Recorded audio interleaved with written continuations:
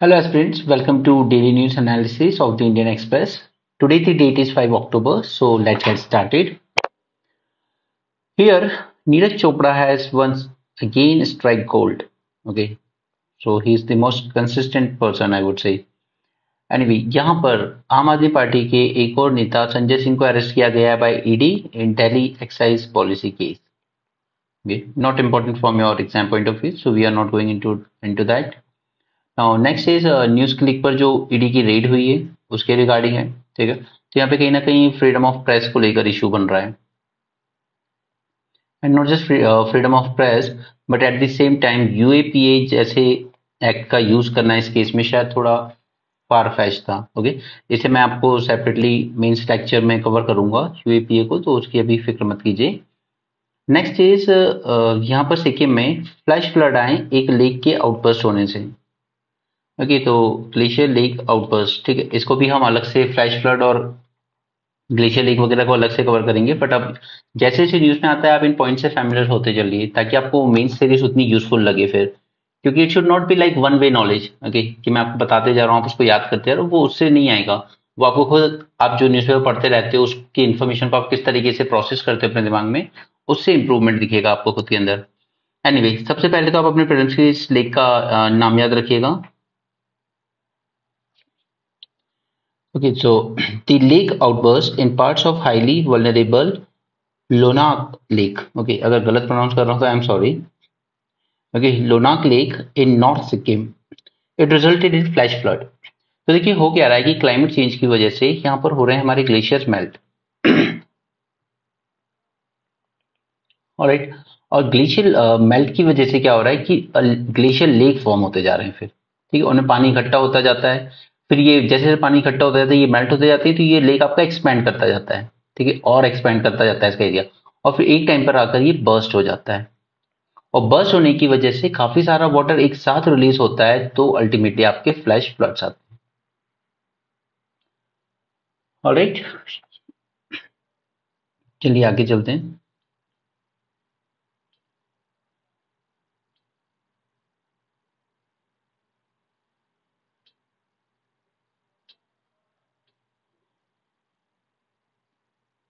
ये landfill sites में ना वो लगती है फायर वगैरह। ठीक है, तो मुझे लगता है कभी ना कभी आपसे इस तरह के ओपन एंडेड क्वेश्चन पूछ लेगा, तो मैं इसको भी आपको सेपरेटली कराऊंगा मीन्स में क्या रीजन है उसके।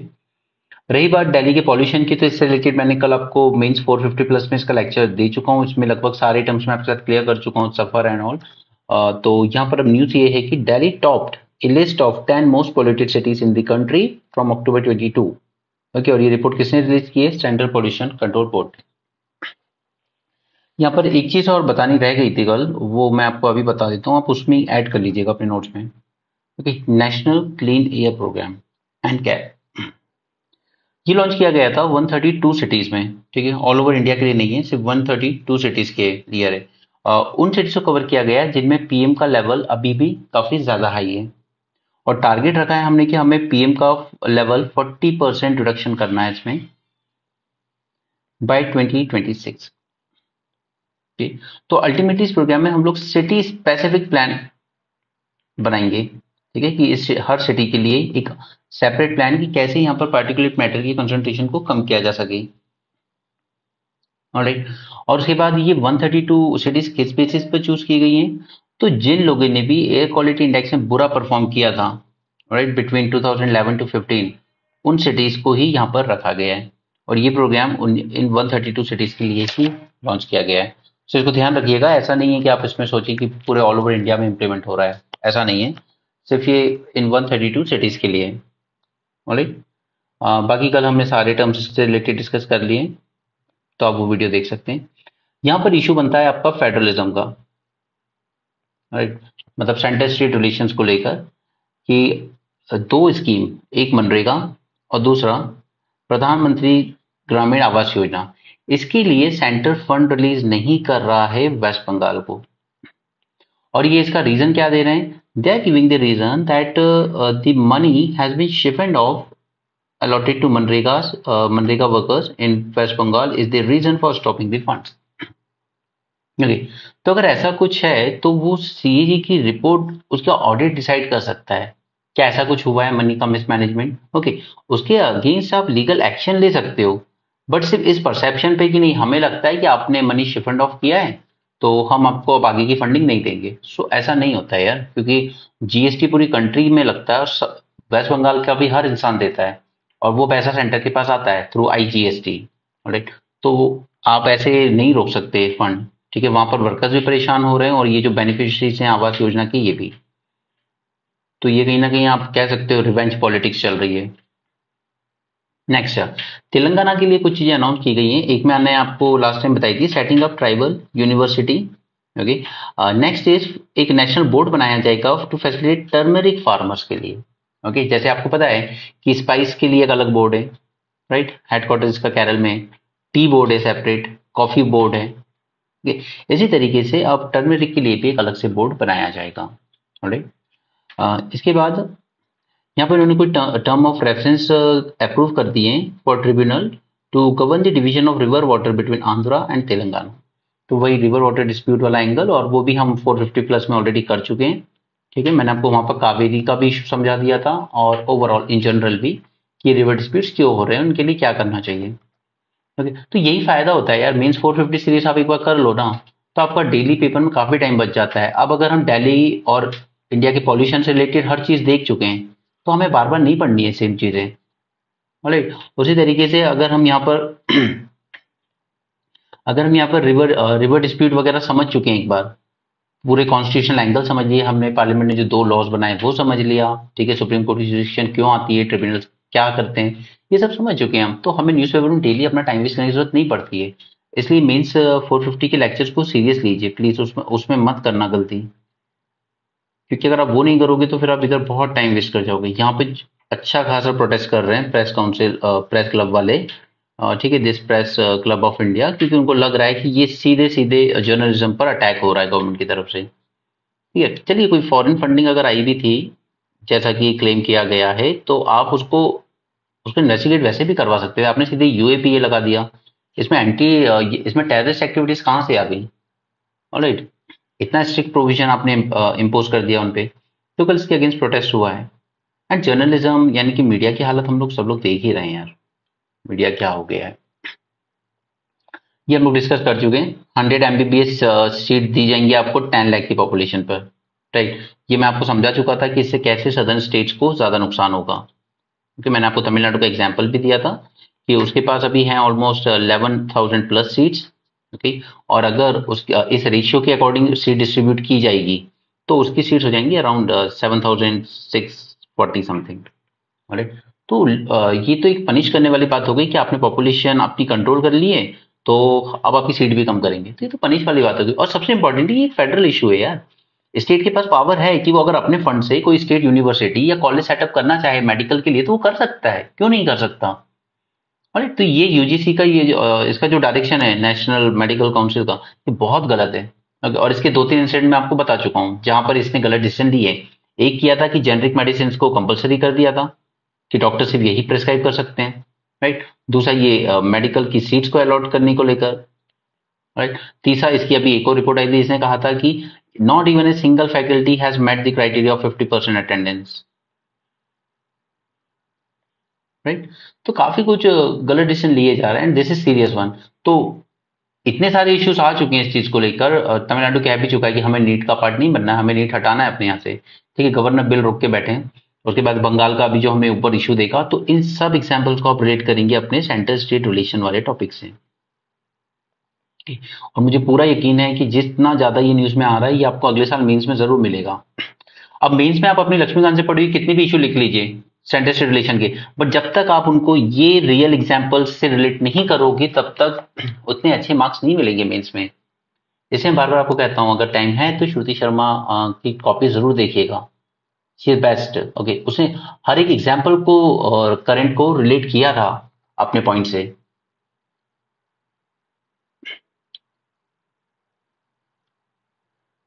ठीक है, चलिए आगे बढ़ते हैं।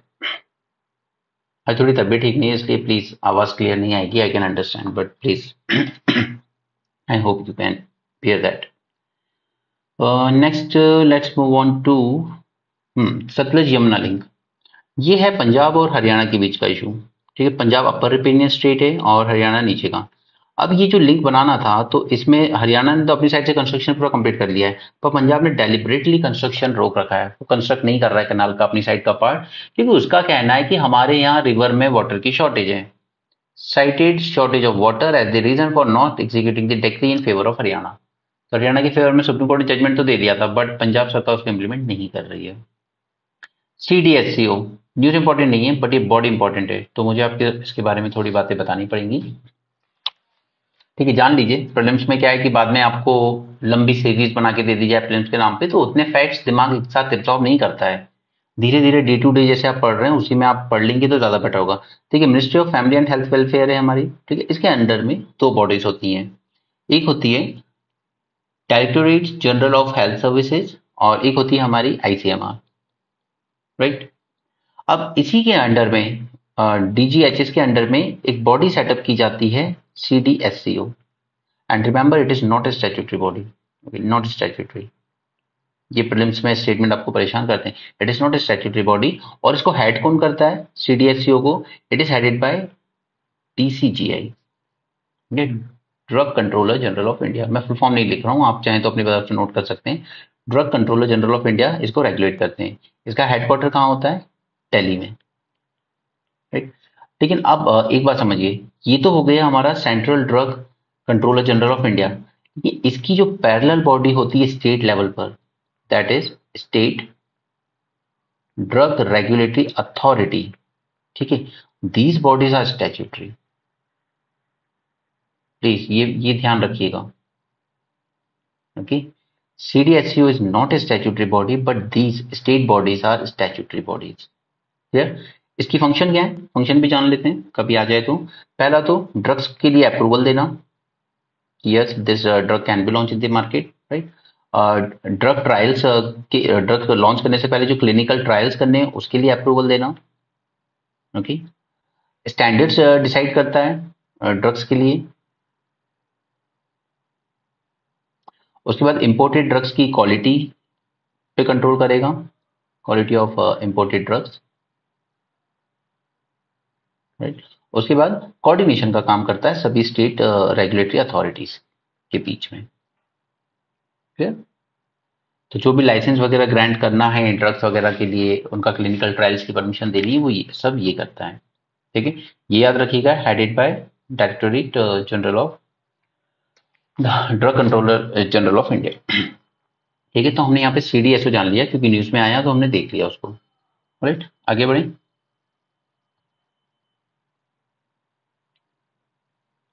चलिए नेक्स्ट है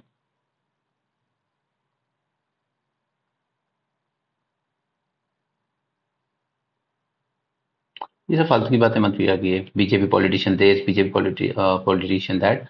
यहाँ पे बात है UAPA की, तो मैं आपको इस पर सेपरेट लेक्चर दे दूंगा मेंस में, एक ही बार में सब चीजें क्लियर हो जाएंगी, बार बार इसमें टाइम वेस्ट नहीं करना। Old pension scheme and new pension scheme, चलिए इससे रिलेटेड कुछ बातें जान लेते हैं। देखिए, पहले क्या ओल्ड पेंशन स्कीम जब चलती थी अटल जी की सरकार के पहले, 2004 से पहले ओल्ड पेंशन स्कीम चलती थी, तो इसमें फर्स्ट थिंग है इसकी एम्प्लॉय को अपनी तरफ से कोई कंट्रीब्यूशन नहीं देना पड़ता था। ठीक है, उसे हर मंथ अपनी सैलरी का कुछ पार्ट नहीं देना पड़ता था ओल्ड पेंशन स्कीम में। और आपकी जो भी लास्ट राउंड सैलरी होगी, लाइक आप रिटायर होने जा रहे हैं, आपकी लास्ट राउंड सैलरी होगी सपोज 70,000 रही होगी, ठीक है, तो इसका 50% यानी कि 35,000 आपकी फिक्स पेंशन हो जाएगी लाइफ टाइम के लिए, फिक्स पेंशन एकदम। ये समझ में आई? तो ये एम्प्लॉयज पसंद करते थे कि एक तो इनको कंट्रीब्यूशन नहीं देना है, दूसरा अपनी जो लास्ट राउंड सैलरी होगी उसका 50% फिक्स मिलेगा इनको, ऑलराइट। तो इससे क्या हो रहा था कि जो हमारा एक्सचेकर है यानी कि गवर्नमेंट है, उस पर फाइनेंशियल बर्डन बहुत ज्यादा आ रहा था। क्योंकि अगर आप स्टेट गवर्नमेंट एम्प्लॉयज और सेंट्रल गवर्नमेंट एम्प्लॉयज मिला लेंगे तो 1 करोड़ से ऊपर के एम्प्लॉयज हैं, ठीक है। और अगर सबको इतनी इतनी पेंशन दी जाए फिक्स, तो फिर ये तो वही बात हो गई कि हार्डली पॉपुलेशन, चलो पॉपुलेशन छोड़ो, हमारी वर्क फोर्स का हार्डली कुछ 0 पॉइंट समथिंग परसेंट पॉपुलेशन है गवर्नमेंट जॉब्स में, और ये पॉपुलेशन हद से ज्यादा ऑलमोस्ट 0.9% ऑफ GDP तक ले जाएगी अगर हम वापस इस पेंशन की तरफ मूव कर गए तो, राइट। ये बहुत ज्यादा होता है, ठीक है। फिर इसमें क्या होता है कि अगर ये मैंने कल आपको बताया था कि ये रेवेन्यू एक्सपेंडिचर का पार्ट है, सैलरी एंड पेंशन। अब अगर हम अपने देश का ज्यादा पैसा रेवेन्यू एक्सपेंडिचर में ही खर्च कर देंगे तो फिर हम कैपिटल एक्सपेंडिचर यानी कि एसेट बिल्ड करने के लिए ज्यादा एक्सपेंडिचर नहीं कर पाएंगे, राइट। इसलिए 2004 में अटल गवर्नमेंट ने यहाँ पे डिसाइड किया था कि हम न्यू पेंशन स्कीम की तरफ मूव करेंगे, ठीक। बट रिमेंबर फॉर एग्जाम, ये रेट्रोस्पेक्टिवली अप्लाई नहीं होता, ठीक है। रेट्रोस्पेक्टिवली अप्लाई नहीं होता, ये उन पे अप्लाई होगा जो 2004 के बाद इन्होंने वर्कफोर्स ज्वाइन की होगी, गवर्नमेंट जॉब ज्वाइन की होगी जिन्होंने 2004 के बाद। तो आप मान सकते हैं कि अगर मान लो कोई इंसान 30 ईयर की एज में 2004 में गवर्नमेंट जॉब में लगा था, तो इसकी पेंशन कब शुरू होगी? 2034 में, जब ये 60 ईयर का होगा, ठीक है। तब गवर्नमेंट ये न्यू पेंशन स्कीम अपने टोटल इफेक्ट में आएगी, राइट। अभी तक तो जिन लोगों पर अप्लाई हुई उनको हो नहीं रही है, तो अभी क्या हम 2024 में चल रहे हैं, इसलिए इन लोगों ने प्रोटेस्ट करना शुरू कर दिया दिल्ली में। 10 साल बचे हैं उनके रिटायरमेंट को, तो उनको डर है कि उसके बाद 34 से ये न्यू पेंशन स्कीम्स के हिसाब से हमें हमारी पेंशन मिलेगी तो हम लोग लॉस में जाएंगे। अब न्यू पेंशन स्कीम लॉस का जरिया क्यों बनती है? इसका सबसे बड़ा रीजन है मार्केट लिंक्ड, ओके। फिक्स नहीं है इसमें पेंशन, वहां पर फिक्स थी 50% मिलेगा आपको, यहाँ पर फिक्स नहीं है कि कितना मिलेगा। और वो फिक्स क्यों नहीं है तो लेट मी एक्सप्लेन। 2004 में जब ये लॉन्च की गई तो इस बॉडी के अंडर में की गई, ठीक है, pension fund regulatory development authority, ठीक है। तो पीएफआरडीएस को रेगुलेट करता है। एम्प्लॉय कंट्रीब्यूट करेगा 10% और एम्प्लॉयर कंट्रीब्यूट करेगा 14% इस फंड में, ठीक है। तो मतलब आप अगर वर्क कर रहे हैं तो आप अपनी सैलरी का 10% देंगे, इंक्लूडिंग योर डीएनएस अलाउंस का भी, ठीक है। तो ये आपको कंट्रीब्यूट करना पड़ेगा, यानी कि आपकी इन हैंड सैलरी कम आएगी। This is one thing. उसके बाद ये जो पैसा आया है दोनों जगह से, एम्प्लॉय की तरफ से एम्प्लॉय की तरफ से, ये पैसा इन्वेस्ट किया जाएगा अलग अलग जगह पर, ठीक है। एक जैसे गवर्नमेंट सिक्योरिटीज में इन्वेस्ट कर दिया आपने, ठीक है, जीसैक बॉन्ड्स में, इसका मैं कलर चेंज कर लेता हूँ। दूसरा, आप गवर्नमेंट बिल, कॉर्पोरेट बिल, इनमें इन्वेस्ट कर सकते हैं, आप कॉर्पोरेट डिबेंचर्स में यूज कर सकते हैं, और आप शेयर्स में भी इन्वेस्ट कर सकते हैं। और ये कौन डिसाइड करेगा कि ये फंड कहाँ इन्वेस्ट करना है? ये डिसाइड करते हैं प्रोफेशनल फंड मैनेजर, जो इनको भी रेगुलेट करता है पीएफआरडीए, ठीक है। वो डिसाइड करता है कि कौन प्रोफेशनल फंड मैनेजर होगा जो इस पे डिसीजन लेगा कि ये पैसा जो आ रहा है कॉन्ट्रीब्यूशन का, ये कहाँ इन्वेस्ट करना है। और ये for example SBI professional fund manager की तरह काम कर सकता है, एलआईसी काम कर सकता है, यूटीआई कर सकता है। अब प्रॉब्लम ये है कि ये पूरा मार्केट लिंक्ड है, तो वहां से जिस हिसाब से रिटर्न आएंगे, ये तो इन्वेस्ट हो गया आपका पैसा, अब वहां से जिस हिसाब से रिटर्न आएगा उस हिसाब से आपकी पेंशन डिसाइड होगी आगे चल के, ठीक है। तो अब ये है वही प्रॉब्लम है कि यहाँ पर कुछ भी फिक्स नहीं है कि आपको जब रिटायर होंगे तो आपको मंथली पेंशन कितनी मिलेगी। इसी के अगेंस्ट है एम्प्लॉय। और शेयर मार्केट में आप जानते हैं फ्लक्चुएशन, ठीक है। इवन एलआईसी को भी गवर्नमेंट ने लिस्ट करवा दिया था शेयर्स में, तो यहाँ पे अच्छा खासा लॉस हुआ है एलआईसी को, ओके।